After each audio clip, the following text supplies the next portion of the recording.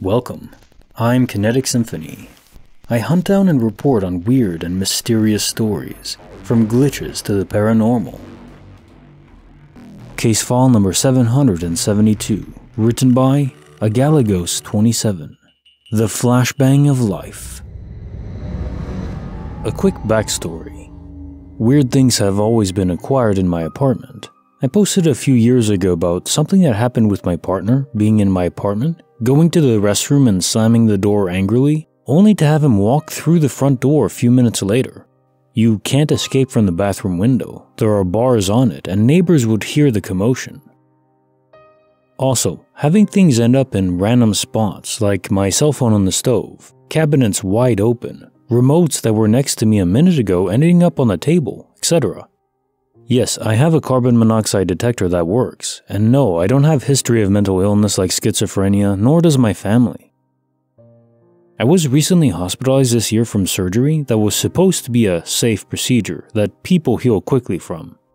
After the surgery, I went through a traumatic experience, but what made my recovery worse was remembering what happened in my apartment a few years earlier. About 3, almost 4 years ago, I had a day off from school. So I was just relaxing at home, watching a movie on Netflix. I went to the bathroom, came back out to the living room, and halfway through, I was pretty much blinded by a bright light, and it stunned me to where I couldn't move at all, just stand still in my tracks.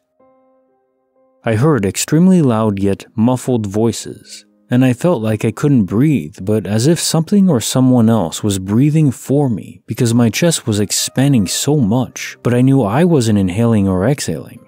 Then I heard a loud voice say, "Okay, it's going up." Then I come to and scream out loud, "What the hell?" I had to sit down on the couch and just grasp what happened. It was the middle of the day, so I know I wasn't sleeping, and I know what sleep paralysis feels like. So here we are, years later after my surgery. It's a few hours afterward, and they give me a small meal, broth and jello, to eat. In the middle of eating, I start to feel weird. Extremely weak and tingly, and thankfully there are 2 of my nurses in front of me typing up my notes, and I tell them something is wrong. I lay back a bit, then feel my arms droop, and I hear one of them say, "I'm calling it." They lower my bed, and I'm getting weaker and sleepier. I see more hospital staff running in, and one of them asking me, "What are you looking at?" to me, as I look up at the bright lights above my hospital bed. Then I start feeling my throat close up, and I begin freaking out, gasping for air, and a nurse starts pumping me with air manually. I start to feel less tingly and breathe better on my own, and hear someone say, "Okay, it's going up now."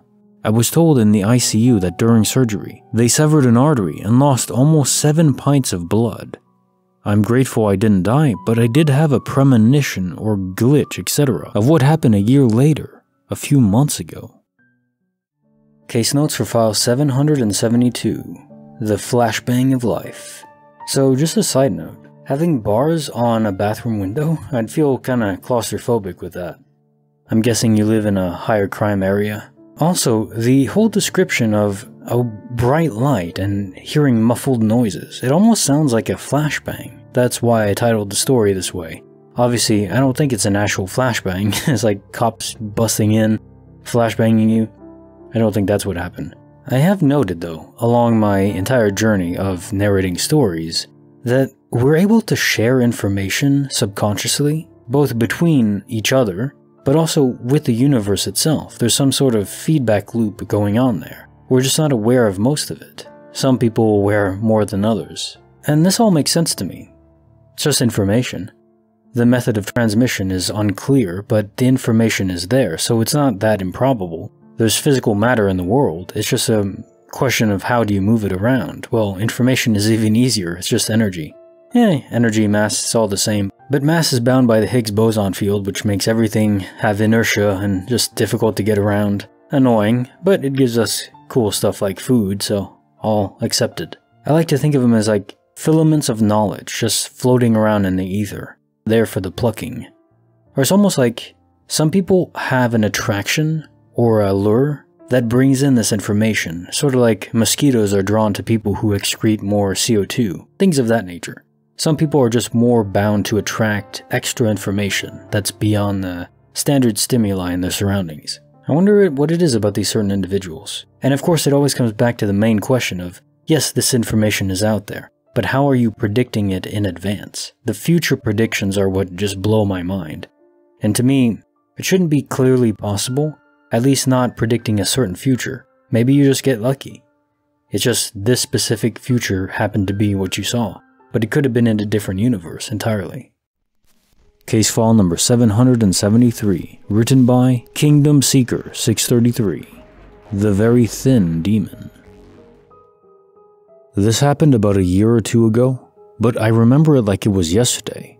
So a little context. My mom, 66, and I, 37 female, I live with her as I'm her caregiver since she is disabled. I'm a woman of faith, so that explains why I deal with this thing the way that I do. That being said, we often use those food service apps like DoorDash or Grubhub when we want to eat out, but don't feel like going out to eat. I think this might have been in the spring when the weather was still nice.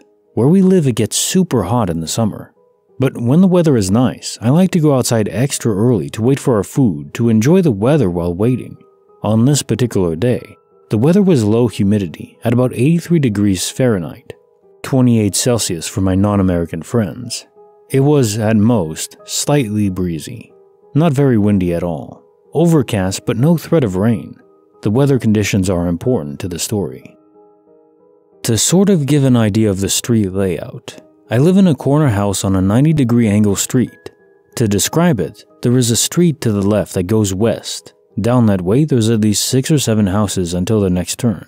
Then turns a corner right in front of our house that turns directly south. There are other streets in my neighborhood, but I didn't include them in this layout since they're irrelevant to the story. Anyway, on one of those days when we were ordering out, I went outside extra early to wait for the food.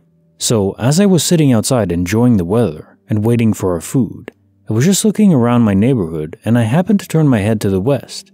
As I was looking that way, I noticed this strange thing floating high above the houses. It was floating towards my house. If I could describe what I saw, imagine you got a black garbage bag and cut a 12 by 12 inch, 30 by 30 centimeter square from the bag. It was flat, thin, and black, as though it was cut from a black plastic bag. But I don't think that's what it was, because we all know how plastic bags move in the wind. They move with the wind, but that's not how this thing was moving. It was moving at a steady pace, slow, controlled, and weirdly enough, I noticed that the bottom edge of this square was rippling with a rhythm, sort of like it had legs that were walking. Not like it had full legs, but the left side and the right side of the bottom edge looked like they were taking turns moving. Right, left, right, left. It looked like the rhythm of walking. Also remember, it was not a windy day. There was barely a breeze. Even if it was breezy, it would have moved with the wind, but that's not how this thing was moving. I just stared at it as it moved closer to my house.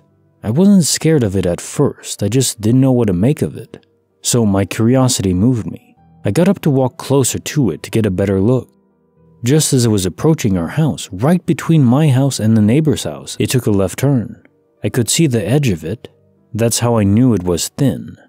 When I was that close to it, I did feel something evil about it, something sinister. When I felt that, I thought, oh hell no. I rebuke you in Jesus' name. Go back to hell where you belong. It then slowly floated away. I know that might sound funny to some, but I'm a woman of faith. That's how I was taught to deal with things that feel supernaturally evil. And something about this thing really felt off. After my experience, I wished I had recorded it, but I didn't have my phone on me. I also tried to Google what I saw to see if anyone else ever saw something like this, but I didn't find anything about it. Has anyone else seen or heard anything like this? Does anyone have any idea what this was? I'm tempted to think this was some sort of demon, since demons can manifest or masquerade as anything they want. What do you think? Case notes for file 773, The Very Thin Demon. So I've never specifically heard of anything described as a garbage bag floating in the wind, or sort of rippling through existence, but not exactly affected by the wind as you would think a bag would be affected. but it's a very interesting way to describe some entity. Some very thin demon, perhaps? And while I'm not specifically religious myself, I do think there's more going on than we can immediately understand. And so I don't know if that's God, I don't know if it's a simulation error, but it's curious that as you shouted at whatever this was, either by invoking Jesus' name or just by invoking your will manifested. Sort of like if you're threatened by an animal, it's usually a good idea to make yourself seem more threatening and just imposing, even though, if a bear is charging you, you have no chance, but it doesn't necessarily know that. So it's a good idea to make your presence known. So I wonder if it is related specifically to religion, a demon that you put at bay with Jesus' name, or just your own will forced onto it, saying, okay, maybe I can go after an easier target. Something like that. Maybe also, you weren't meant to be able to see it. Maybe just the fact that you could see it kinda startled whatever it was. Like, how is this person seeing me? They're not supposed to be able to. I think, honestly, the worst thing you can do is show fear. Whenever there's entities around, shadows, spirits, demons, don't be afraid. There's no guarantee that it will leave you alone, but it almost is like these entities, creatures, thrive on fear. Easy targets for the plucking. Make yourself as prickly as a porcupine. Probably a good idea.